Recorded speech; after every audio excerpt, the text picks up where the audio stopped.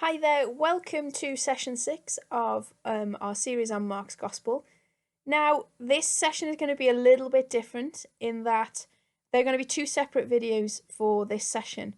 This one in which I'm going to do a little bit of setup, a little bit of drawing of connections with previous passages, and a little bit of a framing of my reading of the passage. Before then, in the second video, launching into my reading of the passage. Now, the reason that I really want to frame this is it's got a couple of reasons behind it. The first is that this passage we're going to look at today is one of my absolute favourites. It's really personal to me. It's really close to my heart because there's something in it, I think, about one of the main things that is misunderstood about the way that God works. And I really think that there's something powerful in there. And so that's why I've really struggled to get the content for this session down into a 10-minute video. So apologies for that in the first instance, but I hope you'll find it interesting.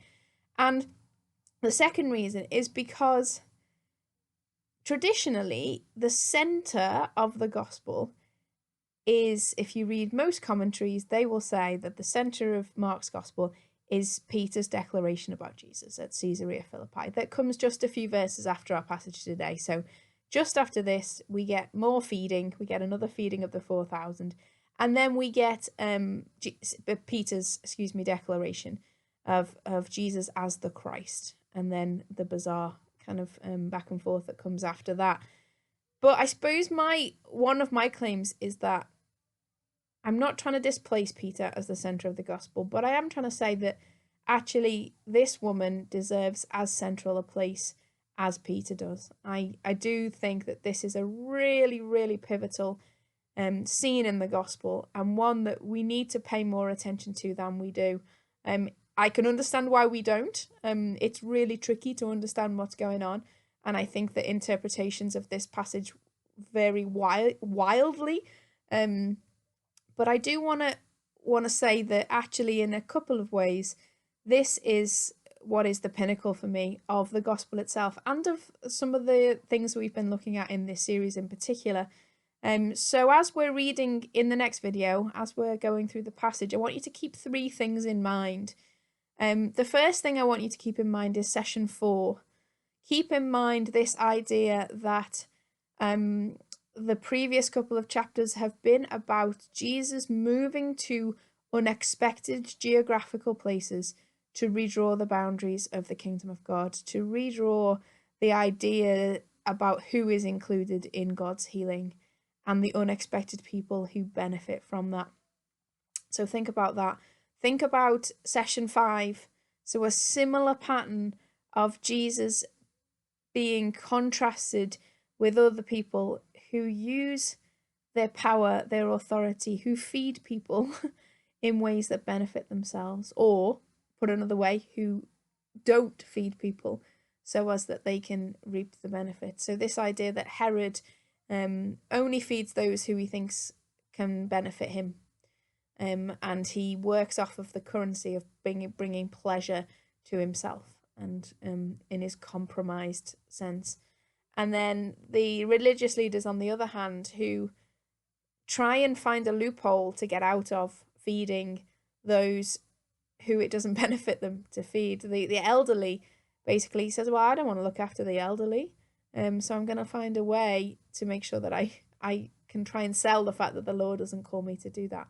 And Jesus calls them out on that. And then in the middle, this beautiful image of Jesus feeding and satisfying anybody who would turn up, distributing the life of God to all, come one, come all, and that beautiful picture of the togetherness that brings. So into this, right off the back of that, so this section we're going to pick up next, this story of the Syrophoenician woman's daughter comes in right after, from 7 verse 23 through to chapter 7 verse 24. This very next verse we get this story, and I want to present it to you as a story unlike many of the others we've looked at, for several key reasons that I'm going to outline. Okay, so as we move forward, keep those three things in mind. Go back and read the story. Oh, and one final thing, there's one other level of connection that lots of scholars pick up on, And in order to look at that, we need to look at one detail from the story. So if you look at verse 25, chapter 7, verse 25, you'll notice that the woman's daughter is described as a little daughter. And that phrase, little daughter, only appears in one other place in Mark's Gospel, and that's for Jairus' daughter, which is a story that we have not looked at in detail in this series, but happens in chapter 5. So if you haven't been reading through, before we go to the next video, go and have a look at that passage. It's chapter 5, verses 21 to 43. And the interesting thing about that is that Jairus is described in Mark's Gospel as a synagogue official.